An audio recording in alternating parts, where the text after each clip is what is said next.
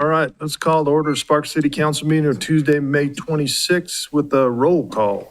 Mayor Lawson. Here. Council members Abbott. Here. Vanderwell. Here. Anderson. Here. Bybee. Here. Rodriguez. Here. City Attorney Duncan. Here. City Manager Louthan. Here. We have a quorum. Thank you. Thank you. We have our invocation speaker today is Pastor Carlos Camacho from the Nevada-Utah Conference of Seventh-day Adventists. Bow your heads, close your eyes if that's okay with you. Father in heaven, it is a privilege that you have given us to come together to look at what we can do so that the city of Sparks will continue to thrive. And Father, today we ask for wisdom for these individuals, men and women who have been elected for such a time as this. We pray that you fill them with wisdom as they make decisions.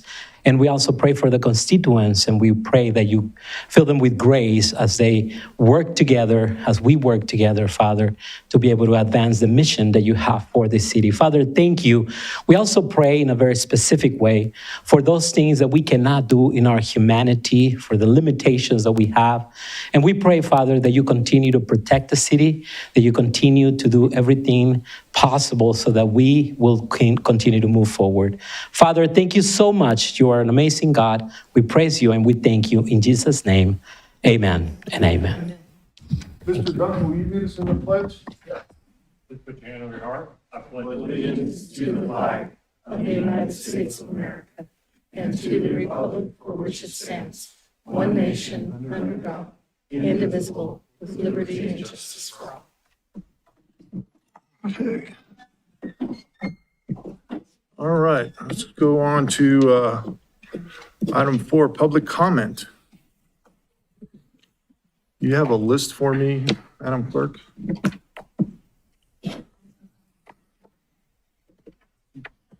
Okay. All right, first up is Cynthia Van Gleemput. Come on up. Thank you. Have a seat. Hi, I'm here on the Foothills project. That land out there is a beautiful rural area that when we moved in 20 years ago, it was flat. We woke up one morning, they changed it. So Red Hawk has developed a beautiful landscape there now that a civil engineer should come out and reassess it, because 30 years ago, it was nothing. And now it's a gorgeous park. It's used by the whole community. It's already handicapped accessible. It's clean. The kids fish there. You see the kids with their fishing poles on their bicycles. They're not out causing problems. They're enjoying this beautiful location. And the city should be able to find hopefully a grant that they could purchase it and save it for our members. Because in your future plans, you wish to build on the whole hillside. We need something people can get to. This, you can drive up to it, you can walk to it. It's easy for anybody to get to. So to take something that is already done, you don't have to do anything to it. There's nothing, like I said, you already have a path in it. Wheelchairs can do it. The kids ride their bikes. Everybody's pushing strollers and walking and running, that it'd be a shame to lose it to more homes. And then to add to the traffic along with it, that wouldn't help either. But if we can get Sierra Club out there, the birds are just gorgeous who come through. We see all the pelicans and the cranes, and you hear all the different animals out there. So it's just a beautiful, safe area for the whole community. That is my piece. So hopefully you'll consider that and see what we could maybe do to save it from becoming more homes. It would just be really nice for that. So thank you very much. Thank you. Jim Kindness, followed by Tony Martinez.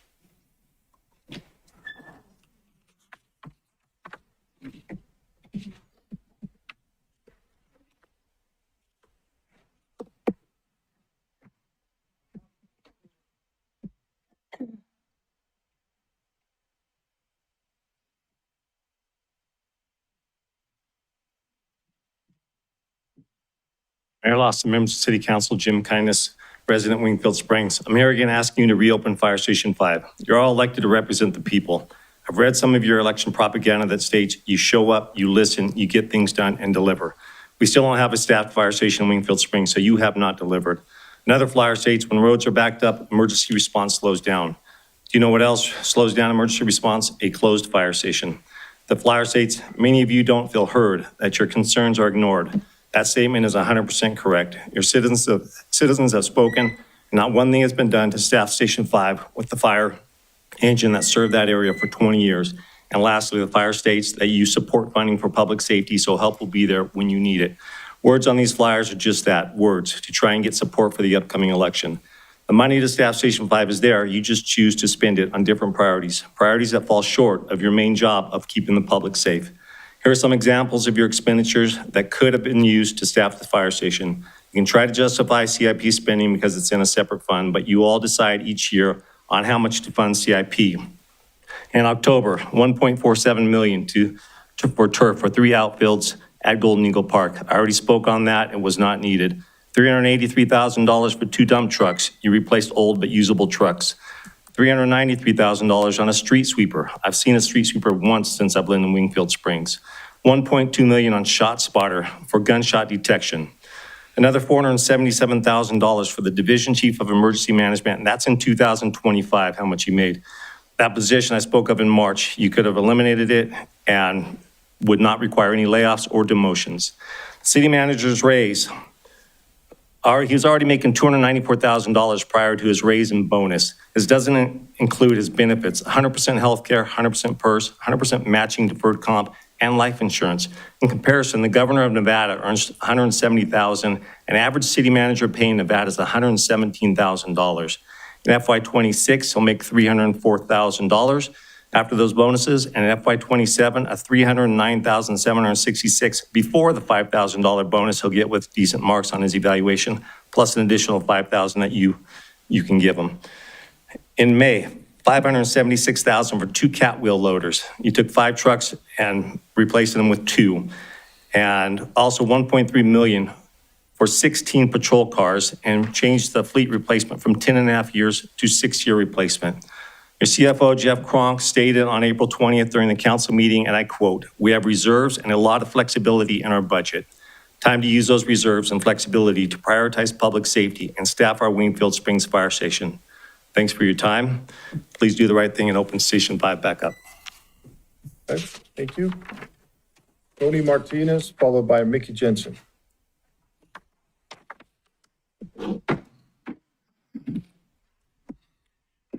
Good afternoon. My name is Tony Martinez. I live in 950 Sparks, Bay Hill and Sparks.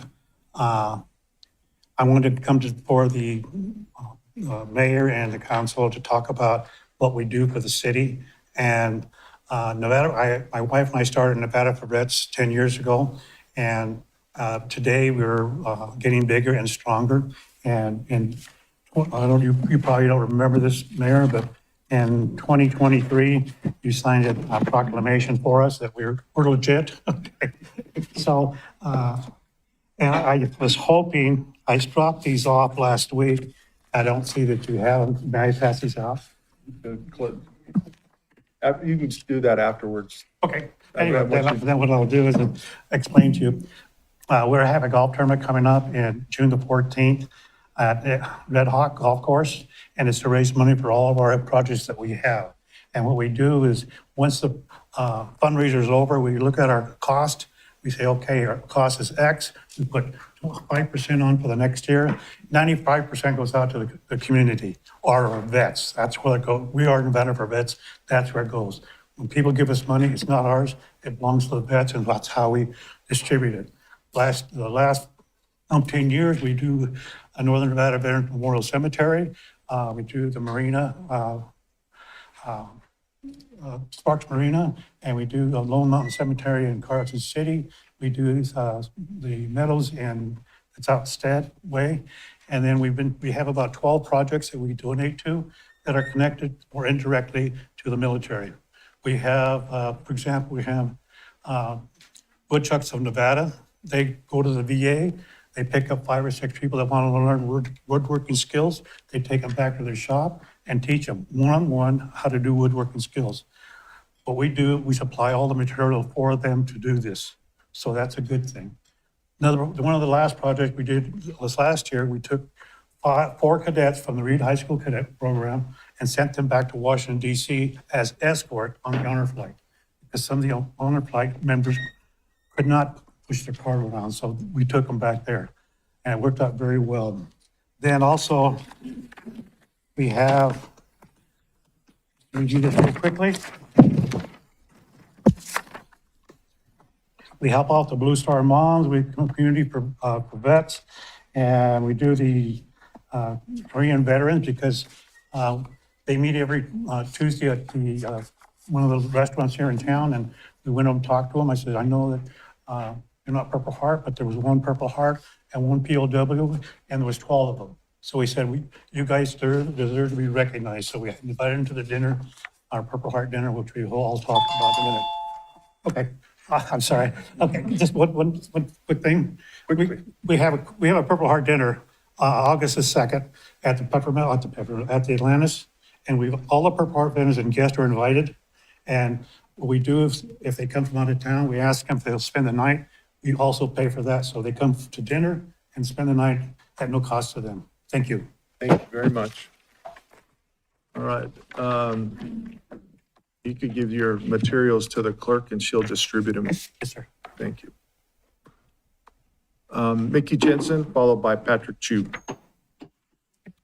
My name is Mickey Jensen, and I'm a member of the Wingfield Springs Preservation Group.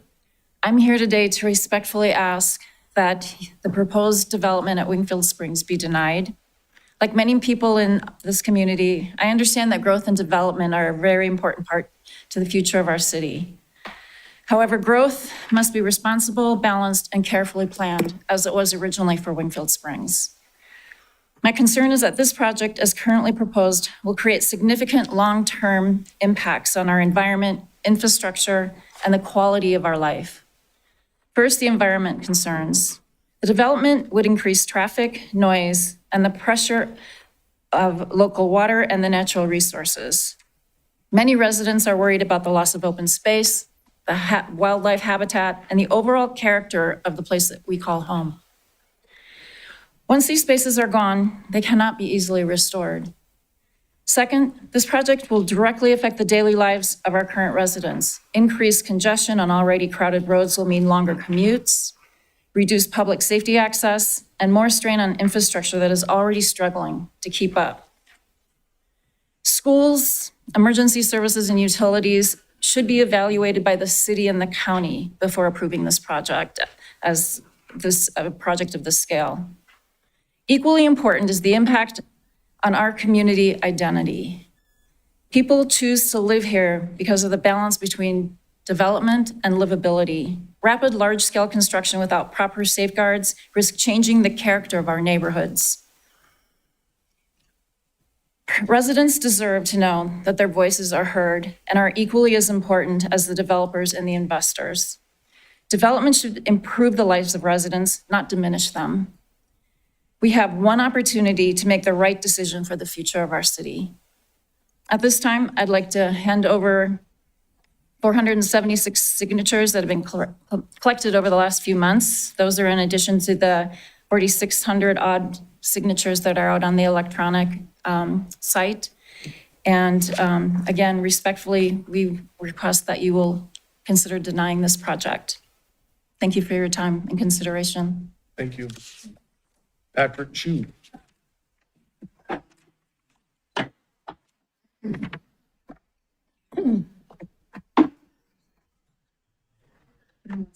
Oh, okay, sir.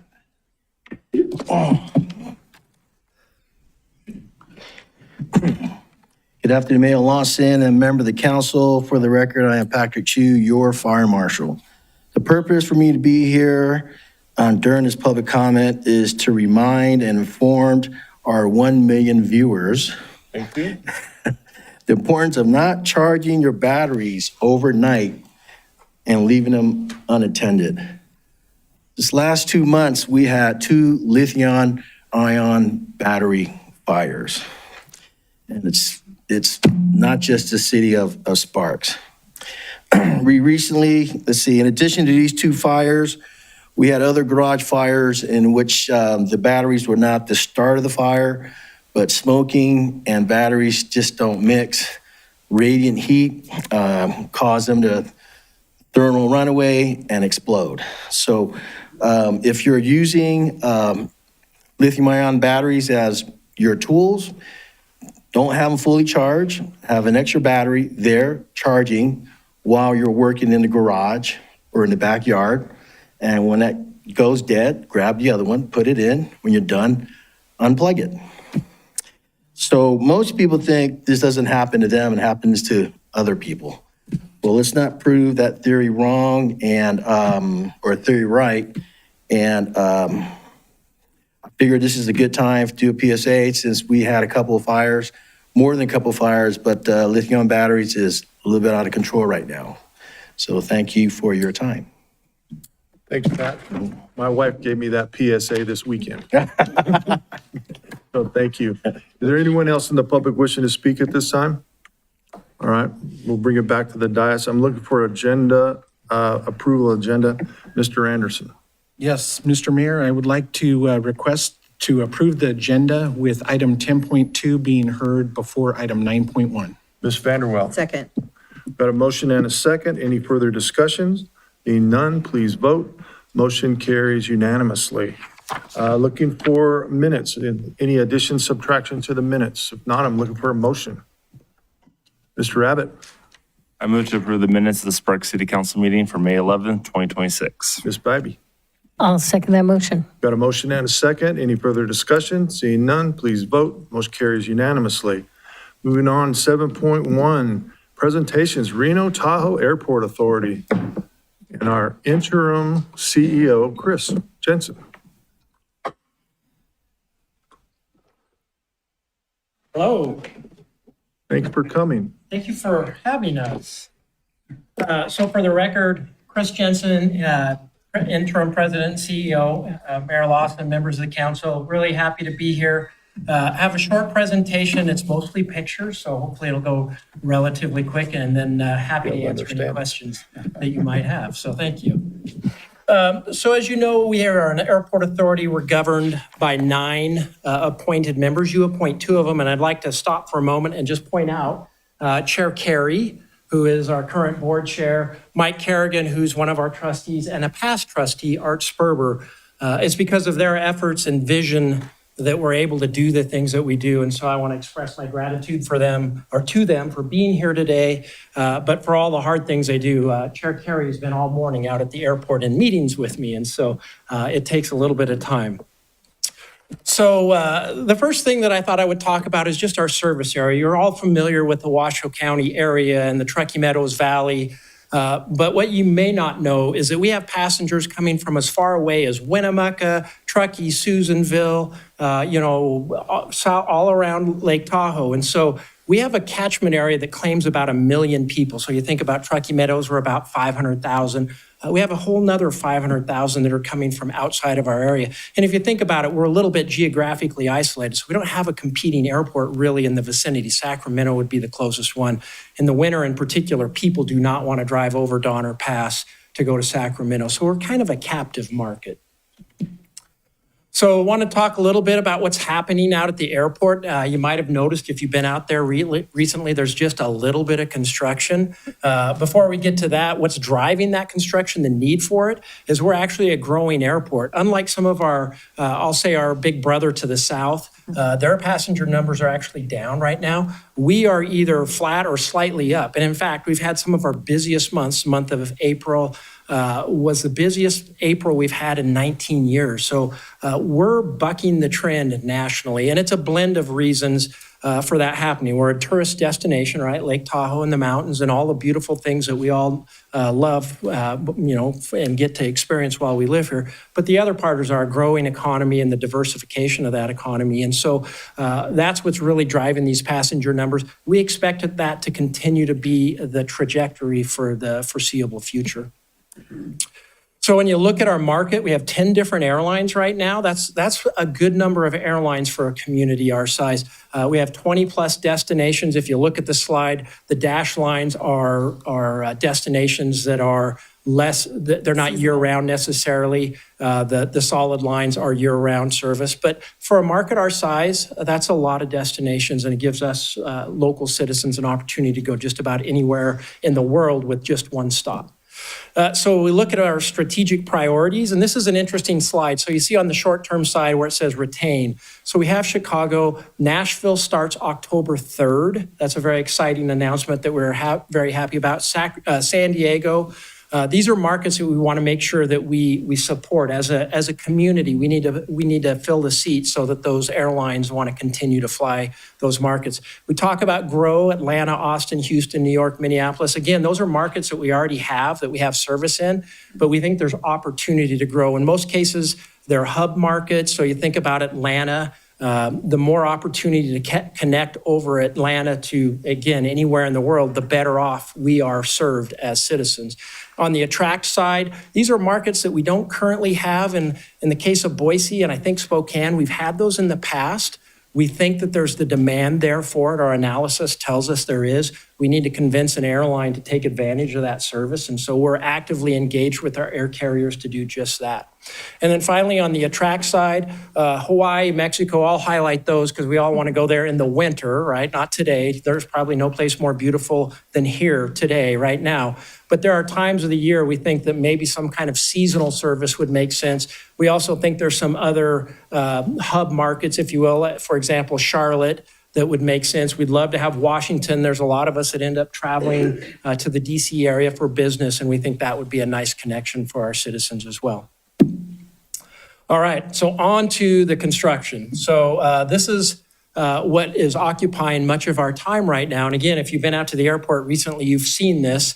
This slide just represents the activity that is currently, well, actually some of it's already been completed. So if you look at the road improvements and the ticketing expansion, both of those projects are complete. So everything that we've called the More R&O program, which is $1 billion worth of work, is now done, or is now in process or is done. So the road improvements, the ticket expansion is done. You see the ground transportation center. I'll talk more about that in a minute. The concourse is what we call the new Gen AB project. Those are in process. Our police authority headquarters building are in process.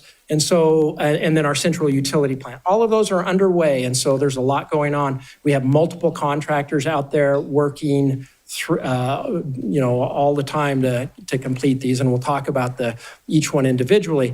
So this is the headquarters building. So this will replace what is currently our admin space in the terminal. It'll actually free up that space for other uses. TSA is going to move into it. We have some airlines that may want it. It may give us some additional concessions options.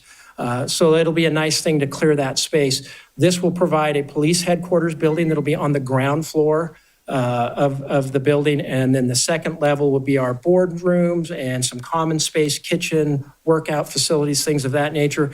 The third and fourth floors will be the admin spaces. It'll be modern and it'll be state of the art, and we're very excited about getting that done. We expect that it will be done in the middle of 2027, so not that far off, just about a year.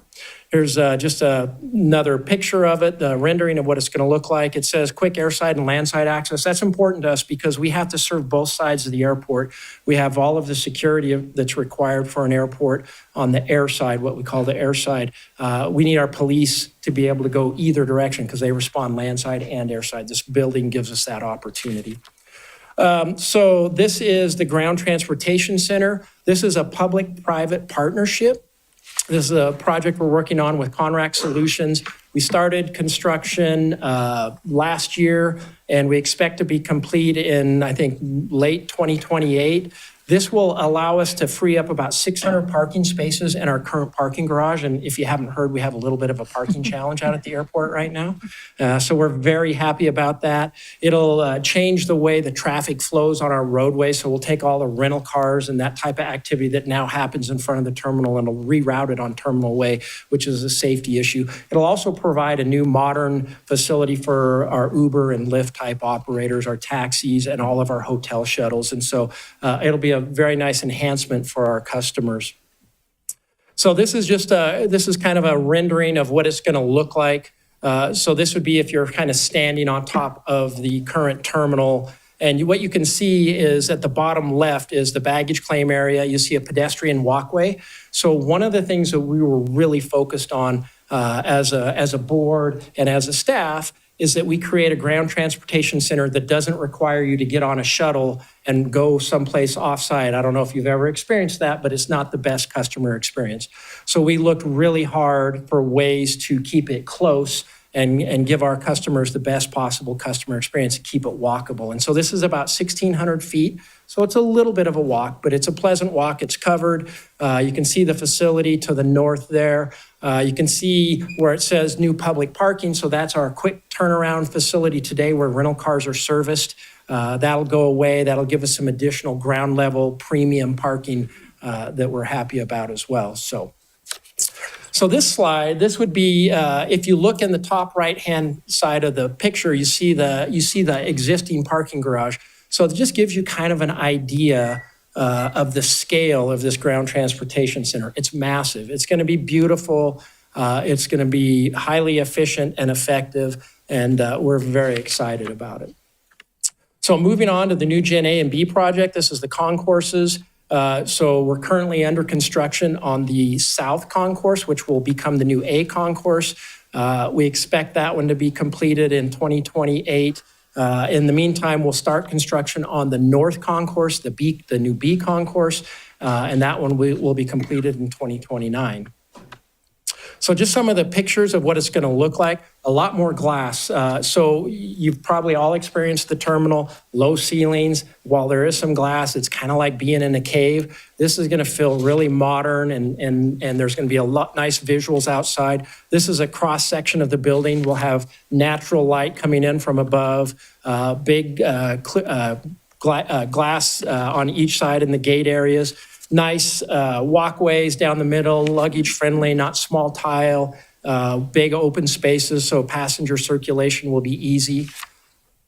Oh, bathrooms. So this is the thing we hear about probably as much as anything. So the two things that we hear about are concessions, and we're going to talk about that in just a second, and bathrooms, right? And so we want bigger bathrooms, we want new modern bathrooms.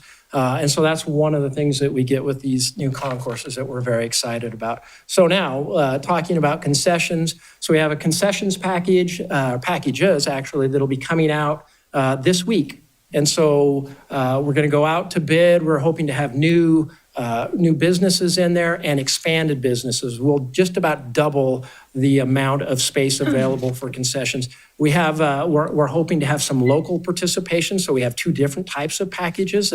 One that will allow small vendors, small local businesses to participate, and then another package that would be more focused on national size brands. So it's going to be very nice and modern, and hopefully lots of opportunity to spend money.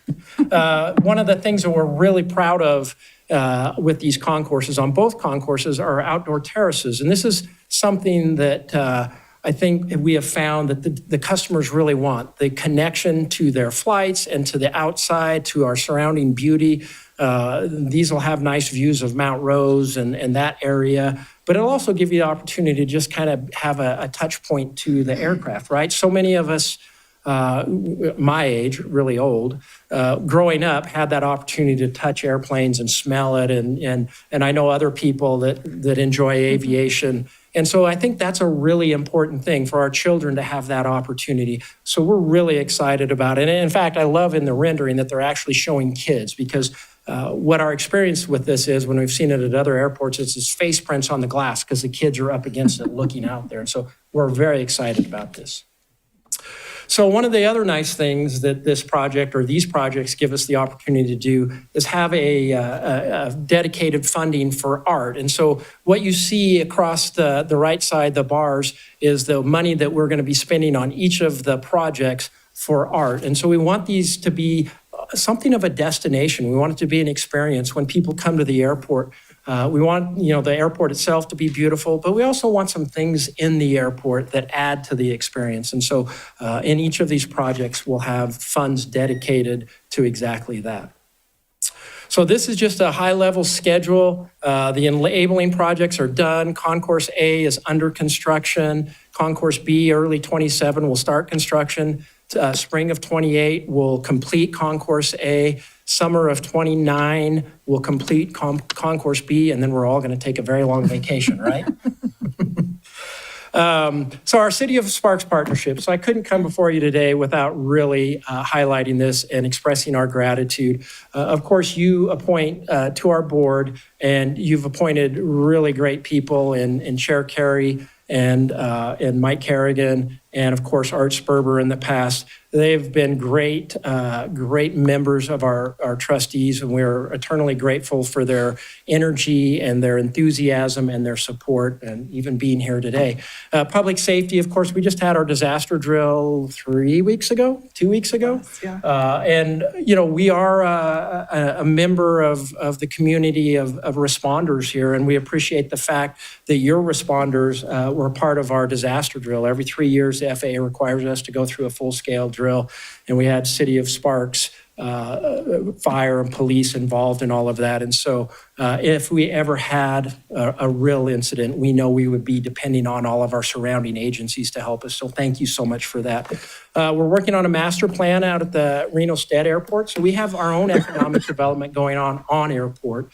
And so we're a part of that part of the community too. And we like to team with other partners in the community. And again, we're grateful for that. And then finally, we have multiple local relationships and partnerships across the community. And so again, I just want to say thank you for your partnership. And I am happy to answer any questions you might have.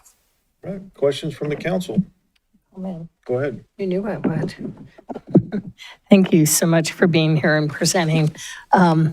Always nice to see like a recap. I mean, we kind of all see it in the news. And obviously, after 42 years as a flight attendant for American Airlines, I lived my life in airports. So I'm probably scrutinize airports and terminals and security more than most people would because I spent so much time there. And so I'm super excited about the everything that you're doing. The front ticket counters are amazing, just traffic flow, how it feels and the customer ease and moving through a terminal.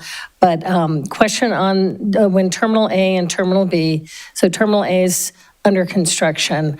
The current Terminal A will remain open, and then when the new terminal is finished, will that be demolished? All the while Terminal B is under construction, and the same thing, kind of what is the sequence of that? Yeah, so I think you got it fairly accurate. So we're building, so the new concourses are outboard of the existing concourses. So we're working south of what I would say is the south concourse, or what will be the new A concourse. So when that is complete, we will take down the existing south concourse, which is currently the B concourse. So that we're changing the lettering. So I'm saying south and north to keep it less confusing. And so then we'll be operating one new concourse and one old concourse. There will be a point in time where we're actually operating 3 concourses, because we'll have on the north side the old concourse and the half of the new concourse working while we're knocking down the old concourse. So it's a little bit of a phasing jigsaw puzzle, if you will, but you're right. So that's how it works is we build the new concourse, knock down the old concourse, build a new concourse, knock down the old concourse in simple terms. There's actually many, many phases to make that happen, but that's the gist of it. Okay, thank you. And I appreciate the art.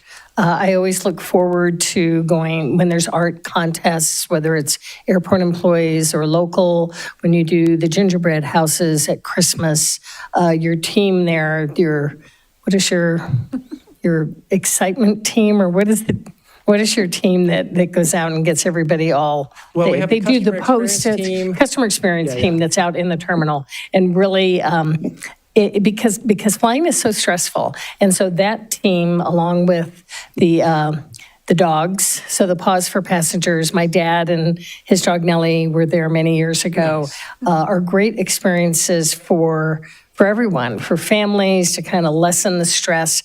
And I will tell you, as a flight attendant who was working an airplane, when my passengers come on and they've had a great experience in your terminal and they're in a better mood when they walk on and not so stressed, it does help the whole flying experience. And I really love you reaching out for concessions to local, because I found that in a lot of airports, that it's super cool. And years ago, San Francisco was one of the first I noticed that would bring in the Buena Vista had a bar there, the San Francisco Soup Company, and that people could get a taste of local flavor that, that then they'd go to the real restaurant in that city. And I like that connection to our local amenities. So thank you. And thank you for all the work you Thank you guys so are doing. much. Ms. Vanderwell. Thank you. Thank you for the presentation. Exciting about the update and as many passengers that come to our area. This wasn't touched in your presentation, and if you need to get back, that's great. What do your cargo and shipping numbers look like? I represent an organization that we deal with the rural cities and counties, and that's where a lot of growth is happening, and of course, still having discussions about supply chain.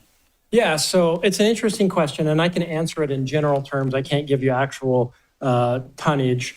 But what we've seen is, I think during the pandemic, that was kind of the high water mark for us. Obviously, we were all sitting at home, apparently on Amazon ordering.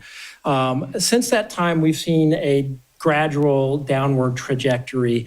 That said, we know that there's growth happening in our community. And we think that, it's really kind of a market correction for what happened during the pandemic. We actually have plans to develop kind of to the southwest of the airport, a new cargo area, because we are anticipating growth and demand. And so, and by the way, what we're seeing is not, it's not unusual. A lot of airports are reporting the same types of kind of general softening of that market. So I still think that over the course of time, we'll course correct and you'll see us continue to grow. Great, thank you. And I can get you, if you want specific numbers, we can get them for you. I'd appreciate that, thank you. Absolutely. Anyone else? Chris, thank you very much for Thank coming. you. We appreciate the update. Thank you. Thanks for all you do. Appreciate it. All right, 7.2, boards and commission vacancy announcements, Civil Service Commission. Mr. Manager, or is it the clerk? Clerk. It's going to be me. You guys throw me a curveball. There are 2 vacancies on the Sparks Civil Service Commission, each for a 3-year term. Members must be Sparks residents. Members cannot be city employees, a member of the city council, or appointed to another board or commission of the city or related to one within the 3rd degree of consanguinity. Applications will be accepted until June 10th, 2026 at 5 p.m. Persons interested in serving on any board or committee should complete a community service application online at the city's website, www.cityofsparks.us/get involved. Simply complete the volunteer application form and hit submit. Thank you, Mr. Mayor. Thank you. Moving on to consent items. Anyone wishing to pull a consent item? If not, I'm looking for a motion. Mr. Anderson. I move to approve consent items 8.1 through 8.3 as submitted. Ms. Vanderwell. Second. Got a motion and a second. Any further discussion? Seeing none, please vote. Motion carries unanimously. 9.1, consideration, discussion, and possible approval of a construction contract AC 6199 with Sierra Nevada Construction, Inc. in the amount of $3,619,007 for the 2026 rehabilitation project bid number 25/26-012 PWP-WA-2026-327.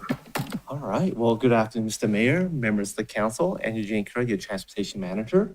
I have here before you a construction contract for the 2026 street rehabilitation project with Sierra Nevada Construction.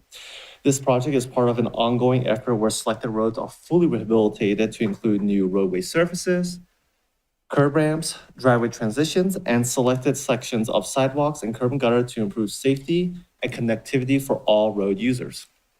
This project will replace over 150,000 square feet of roadway surfaces and approximately 3,000 linear feet of sidewalk that will be ADA compliant. Here is a map of the scope of the project with Sparks Boulevard to the east on the right side of the map. And then you have Prater Way on the south. So the project includes Coachman Drive, which is in the middle of the map. It will also include the 3 cul-de-sacs along Coachman Drive, Whistle Court, Coachman Court, Conductor Court, and then 2 other roadways that includes Blue Haven Drive and Burnside Court. Funding for this project is accommodated in the council-approved 2026 fiscal year CIP program. One qualified bid under the engineer's estimate was received for this project on April 23rd, 2026. And with that, staff recommends council approve the construction contract with Sierra Nevada Construction in the amount of $3,619,007. Happy to answer any of your questions. Questions from the council? Okay, seeing none, looking for a motion. Mr. Anderson. Before I make a motion, I want to say on behalf of that neighborhood, appreciate your work on this because I drove it last Friday and the road is pretty rough. So thank you for your work on this. Okay, I move to approve a construction contract AC 6199 with Sierra Nevada Construction Incorporated in the amount of $3,619,007 for the 2026 street rehabilitation project bid number 25/26-012, PWP WA 2026327. Mr. Rodriguez. I'll second. Got a motion and a second. Any further discussion? Seeing none, please vote. Motion carries unanimously. Thank you. 9.2, consideration discussion of possible approval of a construction contract AC 6196 with Sierra Nevada Construction, Inc. in the amount of $2,087,007 for the FY 26-27 drainage and roadway improvement project L Street and Fifth Street, bid number 25/26-001 PWP, #WA-2026-318.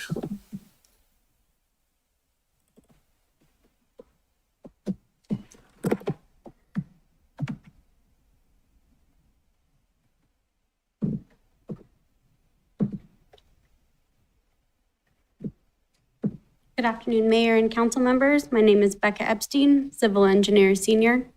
Today, I'm requesting approval of a $2,087,007 construction contract with Sierra Nevada Construction for construction of the fiscal year 26 and fiscal year 27 drainage and roadway improvement project, L Street and Fifth Street.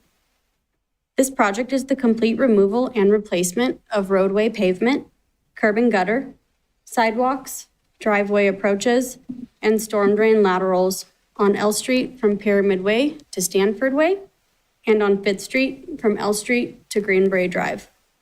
This work is east of Pyramid Way and north of Prater Way. Please see the screen for the project limits. The curb and gutter on these streets has deteriorated over time and is no longer carrying stormwater runoff as intended. Because the curb and gutter will be removed and replaced, so will the sidewalks and driveway approaches.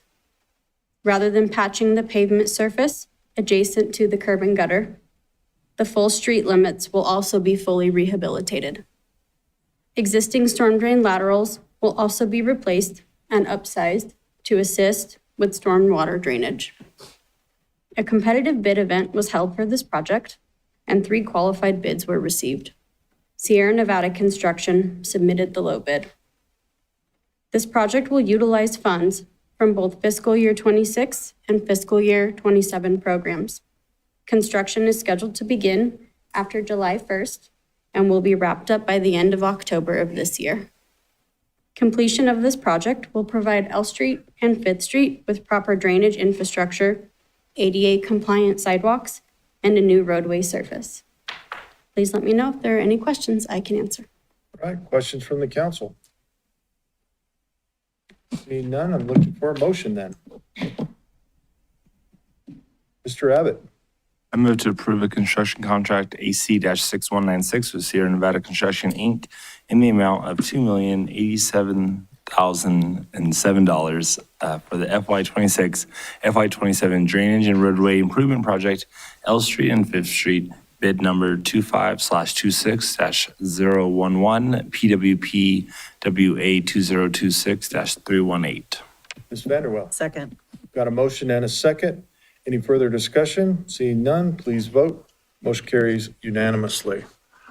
9.3, construction discussion of possible approval of a construction contract AC 6200 with Anchor Concrete in the amount of $672,821.75 for the 2026 CDBG Phase 3 project, 12th and 13th Street, federally funded, bid number 25/26-005 PWP WA-2026-131. I'm getting good at reading all these numbers and letters after 6 years. All right, well, good afternoon, Mr. Mayor, members of the council. Again, Andrew Jenkra, your transportation manager. I have here before you another construction contract for the 2026 CDBG project, Phase 3, 12th and 13th Street, federally funded project with Anchor Concrete. This project is a federally funded project that is based on the city's approved U.S. Department of Housing and Urban Development Community Development Block Grant, where funds are dedicated to neighborhoods where at least 51% of residents are classified in the low to moderate income levels. This project will replace over 2,000 linear feet of sidewalk and curb and gutter and pedestrian ramps and bring all those up to ADA compliance. Here's a map of the project vicinity.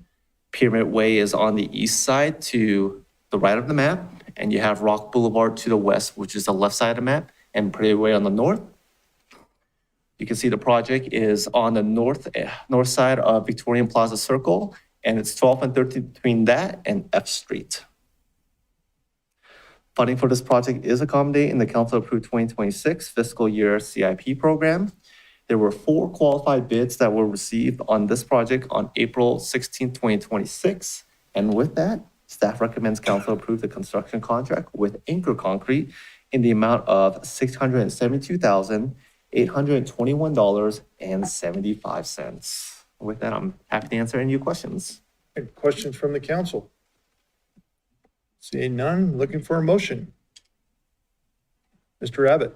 I move to approve a construction contract, AC-6200 with Anchor Concrete in the amount of $672,821.75 for the 2026 CDBG Phase 3 project, 12th and 13th Street, federally funded bid number 25/26-005, PWP WA-2026-131.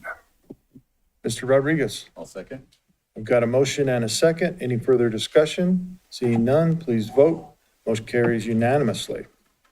9.4, consideration, discussion, and possible approval of a construction contract AC 6197 with Express Sewer and Drain in the amount of $952,730 for the FY26 sanitary sewer manhole rehabilitation project, bid number 25/26-009 PWP WA-2026-203.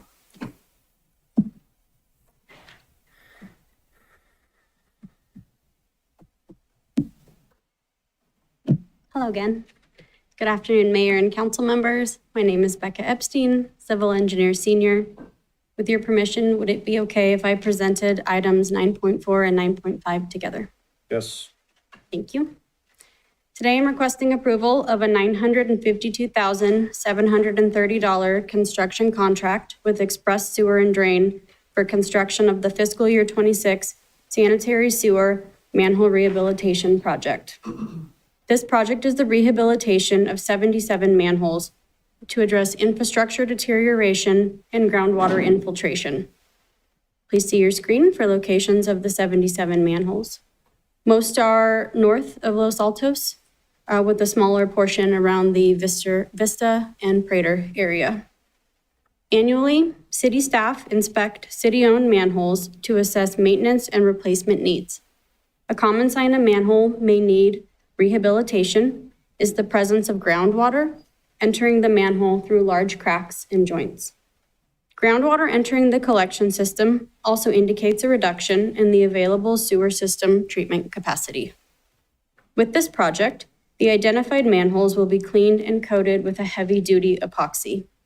The applied coating will protect the manholes from corrosive sewer gases and extend each structure's lifespan by approximately 50 years.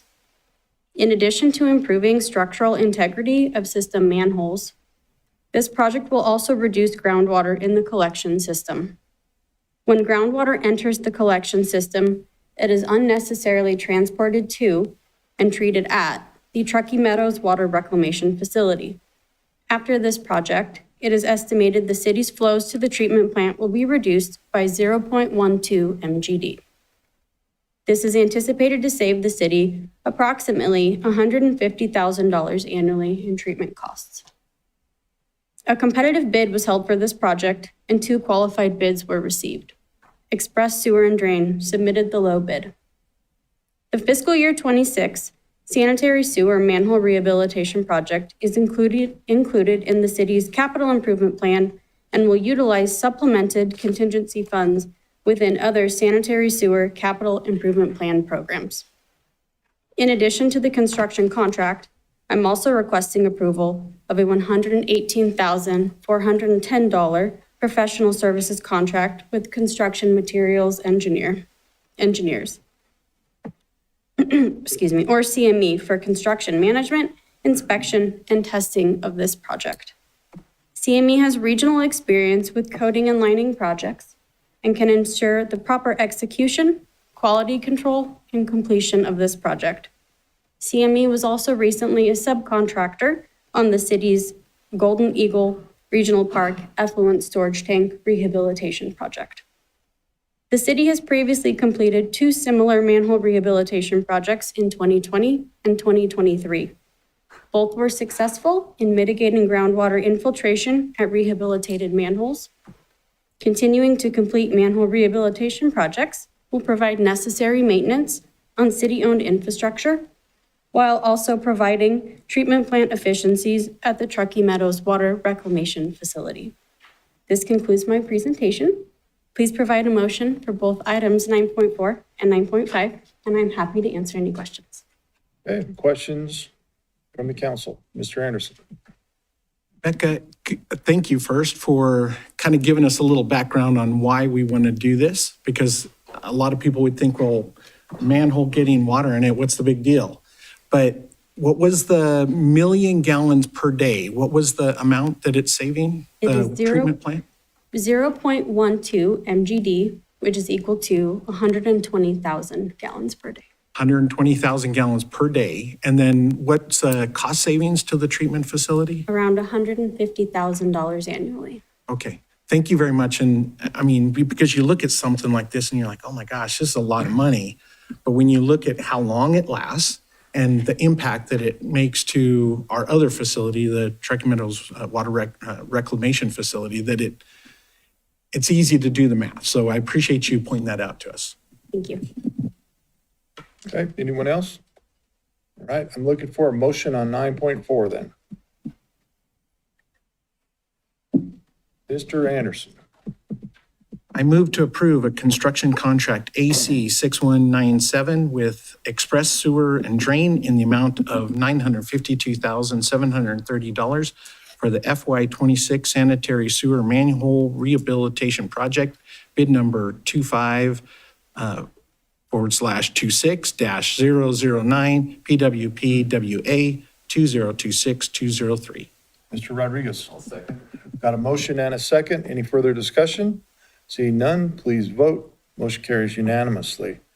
9.5, consideration, discussion, possible approval of professional services contract AC 6195 with Construction Material Engineers, Inc., or CME, in the amount of $118,410 for full construction management, testing, and inspection of the FY26 sanitary sewer manhole rehabilitation project, bid number 25/26-009 PWA-2026-203.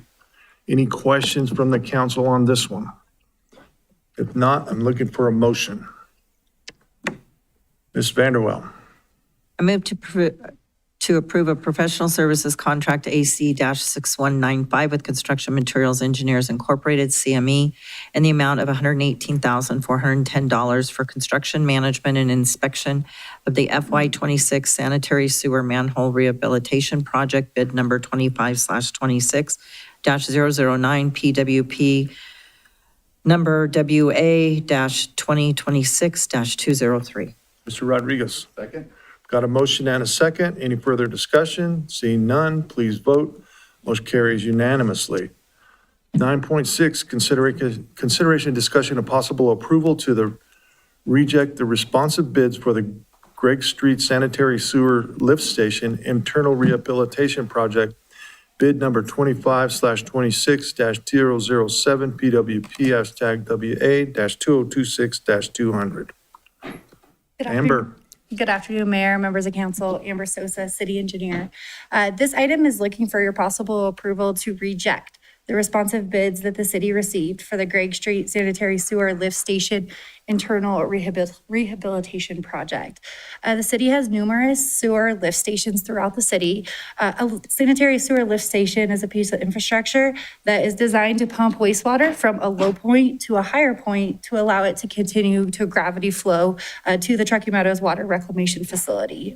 The lift station that this project is specifically centered on is located on Gregg Street, and it has reached its end of service life. It needs its internal components, its guts, for lack of a better word, rehabilitated and replaced. Prior to bidding, staff worked with vendors who could supply the necessary components of this rehabilitation, as well as contractors who could do the work. These conversations led to the bid package itself, as well as generation of the engineer's estimates. The engineer's estimate and budget for this project was $155,000. A competitive bid was conducted for this project. Bids were due April 8th. The one bid was received at $389,000. So this is more than 2.5 times the estimated cost. At this time, there is inadequate funding in the FY26 budget to award this bid. And consequently, staff is asking council to formally reject the bid, and staff will evaluate the alternatives to moving forward.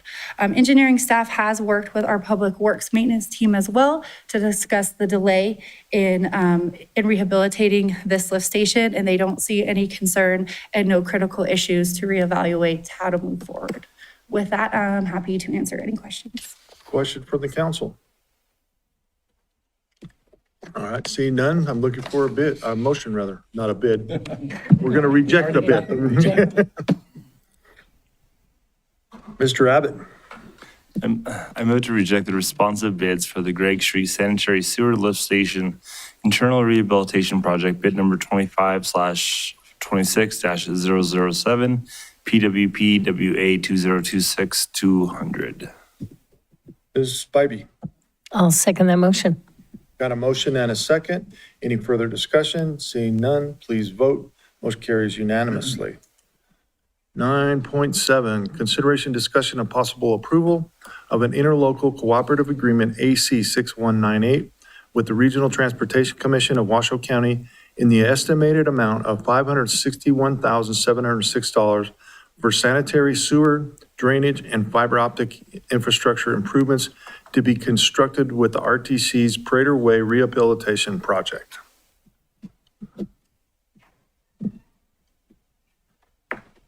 Good afternoon again, Mayor, members of council, Amber Sosa, City Engineer.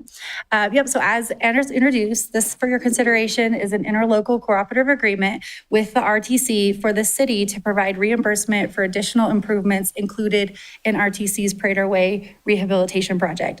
As you know, RTC is getting ready to start their Prater Way rehabilitation. You can see the map on your screen. Roadway reconstruction is proposed from Pyramid to Probasco Drive that you see there. City staff, in coordination with RTC's design consultant, have identified portions of sanitary sewer, storm drain, and fiber optic lines that are in need of rehabilitation within RTC's project limits. The improvements identified will correct an existing sanitary sewer storm drain conflict near the intersection of Prater and 4th.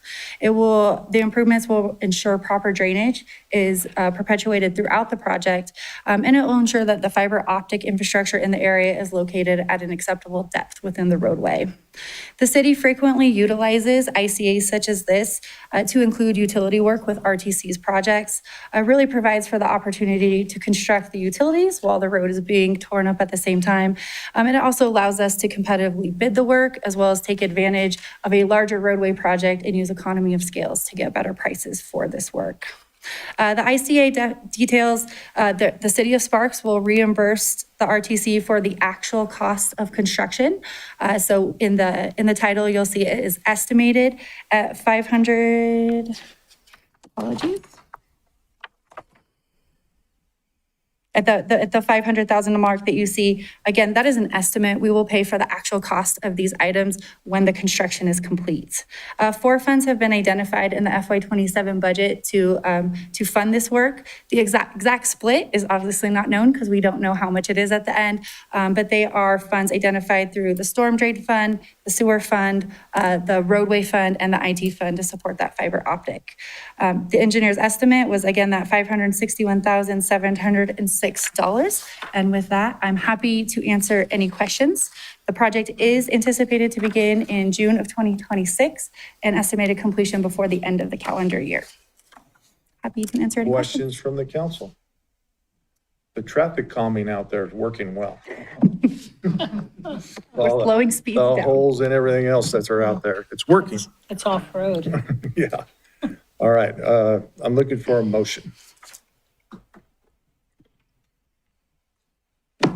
Mr. Abbott. A lot of work going on in Ward 1. Yeah.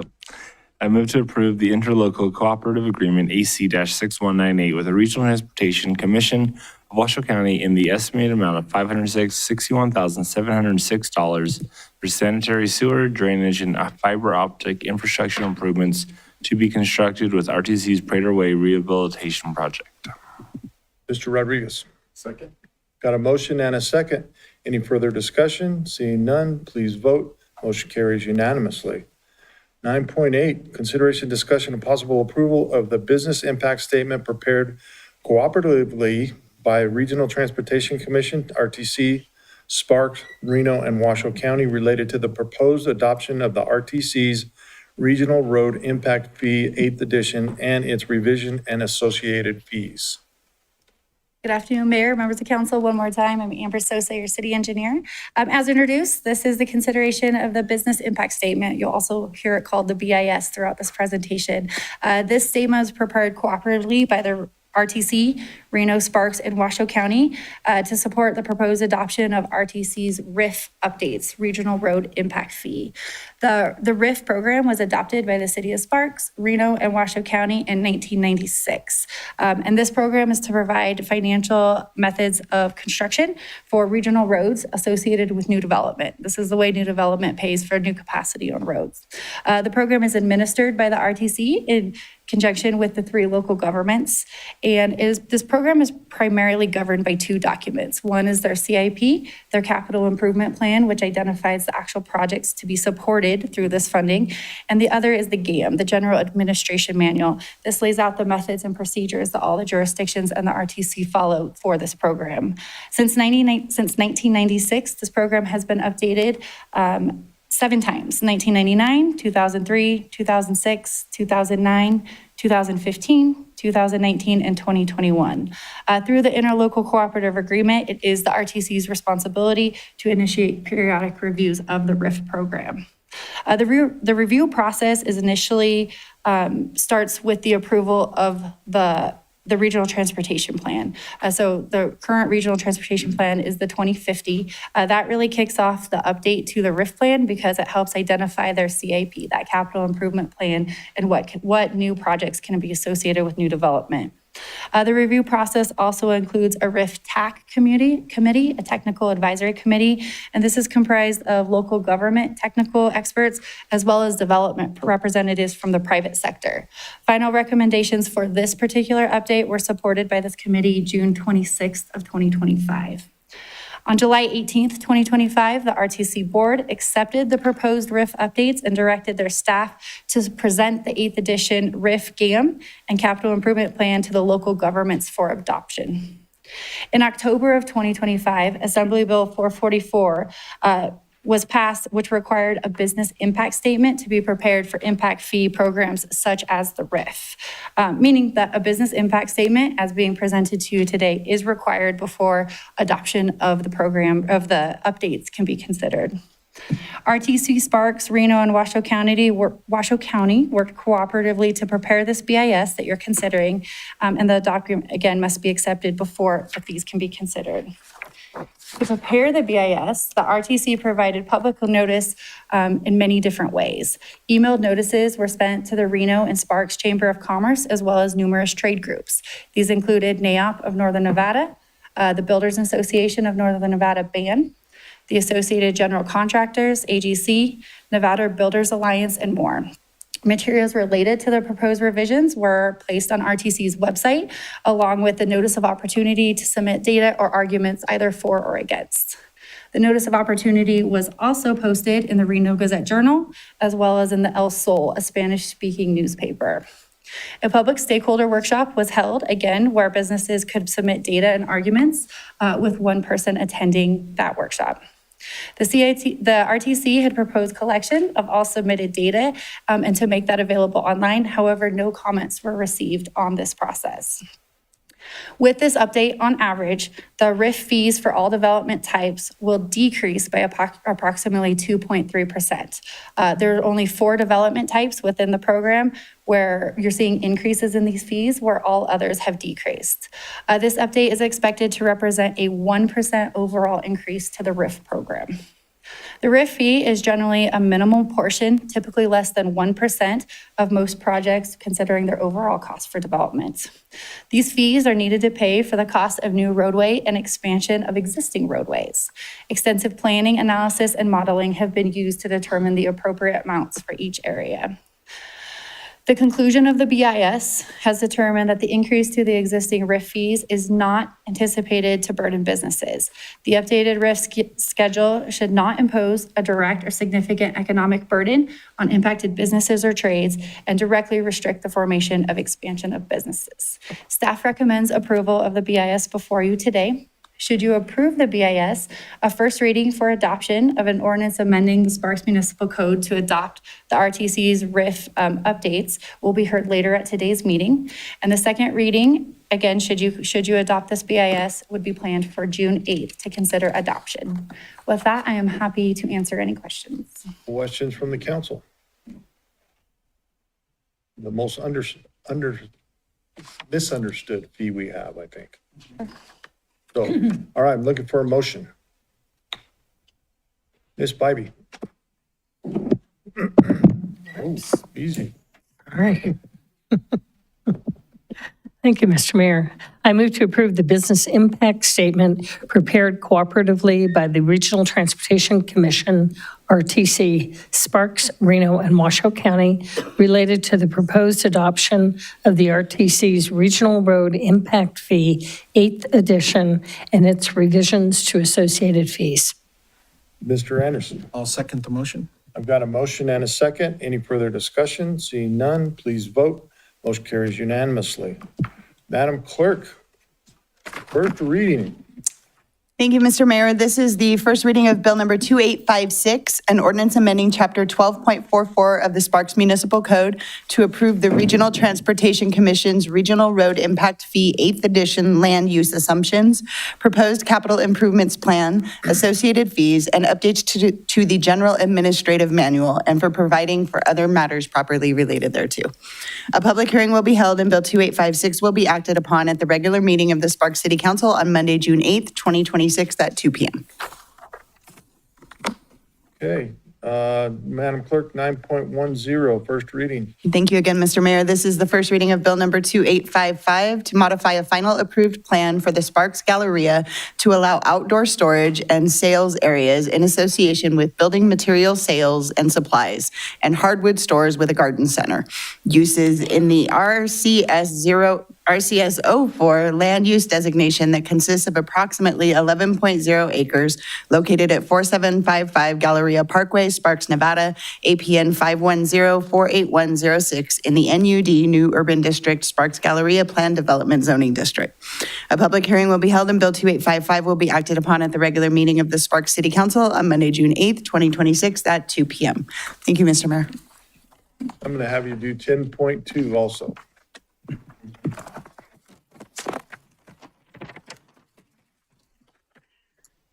Item 10.2 is public hearing on the tentative budget for the City of Sparks for fiscal year 2026-2027 as required by NRS 354-596.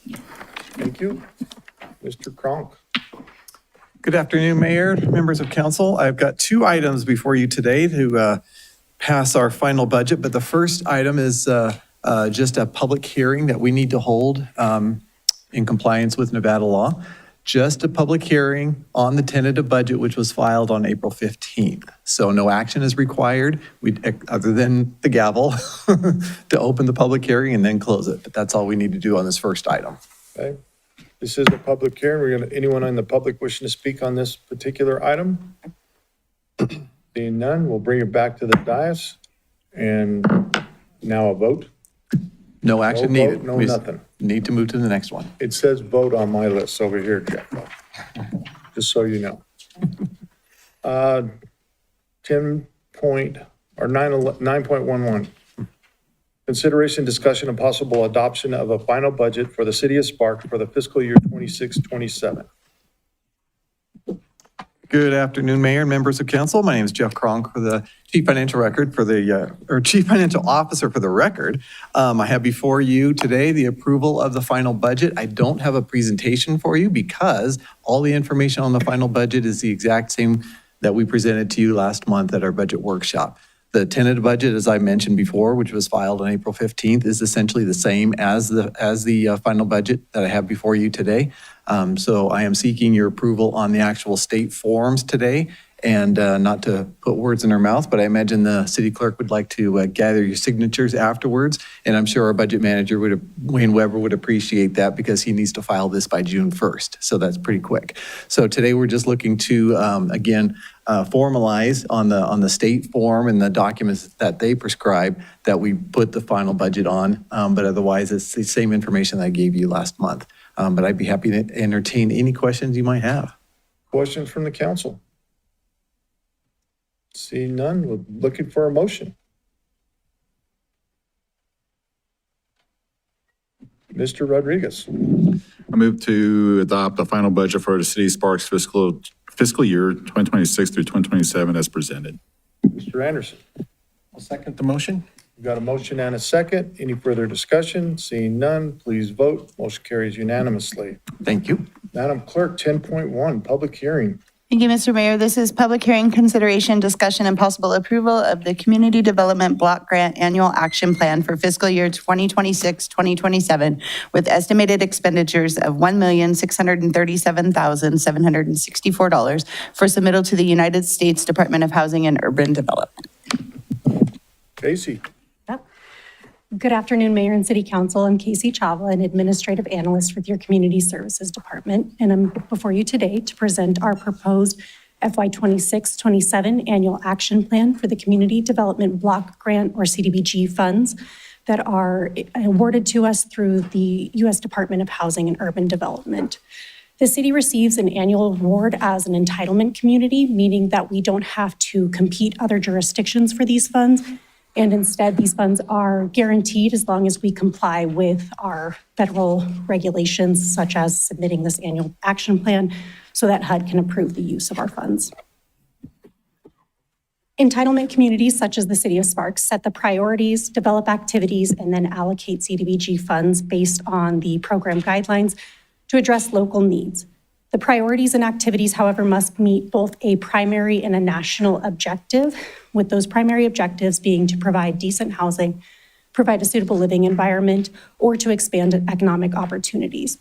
Those national objectives include aiding in the prevention or elimination of blight or slums, to address an urgent need, which is not commonly used, as that urgent need must pose a threat to health or welfare of our community. And then the most commonly used one, to benefit a low to moderate income household, which is a household that would earn less than 80% of the area median income. So to give you an idea of that, this year in Washoe County, a 4-person household would have to earn less than $93,450 per year. HUD also requires that the city complete and submit a 5-year consolidated plan. Our current consolidated plan is for fiscal years 25 through 29, and we're currently on program year 2. The proposed activities in our annual action plan must support the goals that have been identified in the city's 5-year consolidated plan. And those goals include community infrastructure and facility improvements, which would be improving public facilities and infrastructure through accessibility modifications, improvements to curbs, gutters, sidewalks, or installation or improvements to city-owned facilities such as parks, located in a low to moderate income neighborhood. Next goal is community revitalization, which is further described as supporting the revitalization of low to moderate income neighborhoods through neighborhood enhancements and assisting low to moderate income households with compliance with property preservation code standards. Our next goal is community assistance, and that's further described as supporting organizations or nonprofits that provide services to vulnerable or low to moderate income households. And finally, affordable housing, which is the preservation or development of affordable housing. And an example of that with our activities is the continuation of our deferred loan program and emergency repair grant programs. The city was notified that our FY26-27 allocation was for $719,425, which is approximately a $20,000 decrease from our FY25-26 allocation. We additionally have rollover funds from previous year's fundings in the amount of $596,344. There is $103,130 of revolving loan funds, which comes from when a deferred loan program participant repays that loan. And typically those funds are funneled directly back into that program. We have $218,866 of CDBG COVID funds remaining. However, the use of those funds was approved by Sparks City Council on April 13th to be applied to the construction contract for the Deer Park Place structure. So all in all, the total funds that have been identified as available for purposes of this annual action plan is $1,637,764.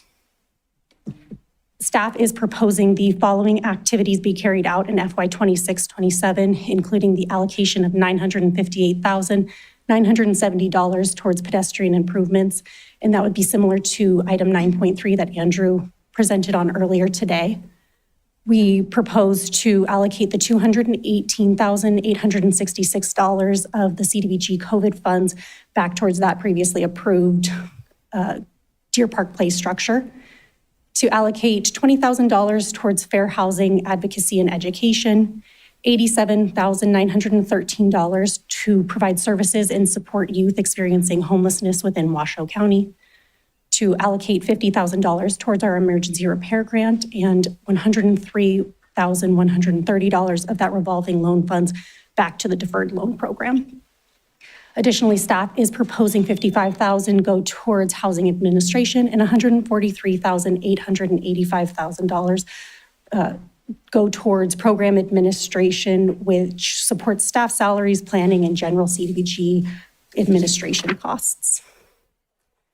In previous years, the nonprofits that were partnered with were the Silver State Fair Housing Council, which provides those fair housing outreach and outreach activities to further the fair housing efforts, and Eddie House, who provides shelter and services to the homeless youth within Washoe County. Eddie House was previously assisted by providing support for two positions, the aftercare coordinator and the transitional living case manager, who support 10 of the 36 youth who are participating in their transitional living program. Finally, the annual action plan was made available for a 30-day comment period, which was announced in the Reno Gazette-Journal. The notification also included the notice of a public meeting and presentation, which was held on April 21st. And that comment period would end or would conclude with this public hearing item. So with that, I have a recommended motion on the screen, but I'm happy to answer any questions you have first. Questions from the council? Ms. Vanderwell. Thank you, Casey. I just have a really quick question on services and support for youth experiencing homelessness. Can we make that any broader? And it's not that I think the Eddie House does great things and everything else, but we have families and seniors now experiencing homelessness. So at a growing rate. So I guess what my question is there a way to kind of split that up? Do we send out requests for proposals on this money or anything like that? Did an RFP, I believe, 2 years ago with Eddie House being the only response. Okay. But I would imagine that if with this current year, we do have to submit to HUD by the end of the month, our annual action plan, but I would imagine that we could explore that in future years. Okay. I'd like it for next year. Can we explore it? Because if, I think, semi-annually, that's fine, but I think we need to, as other growing populations are starting to experience it too. So, thank you. Okay, anyone else? All right, this is a public hearing. Anyone in the public wishing to speak on this item? Being none, we'll bring it back to the dais, and I'm looking for a motion. Mr. Rodriguez. Yes, I move to approve the Community Development Block Grant Annual Action Plan for fiscal year 2026 through 2027 with estimated expenditures of $1,637,764 for submittal to the United States Department of Housing and Urban Development. Ms. Spivey. I'll second that motion. We got a motion and a second. Any further discussion? Seeing none, please vote. Motion carries unanimously. Very good, Case. Thank you. We have no planning and zoning public hearings, so we move on to public from the comment. Madam Clerk, we have any public comment? We do not, Mr. Mayor. Okay, announcements from the mayor, city council, and city manager. Mr. Manager? None from me, Mayor. Thank you. From the city council? Nothing? Nothing? Okay, with that, we are adjourned. Don't forget to sign your papers. Redevelopment. Oh, well, don't forget to sign the papers anyways.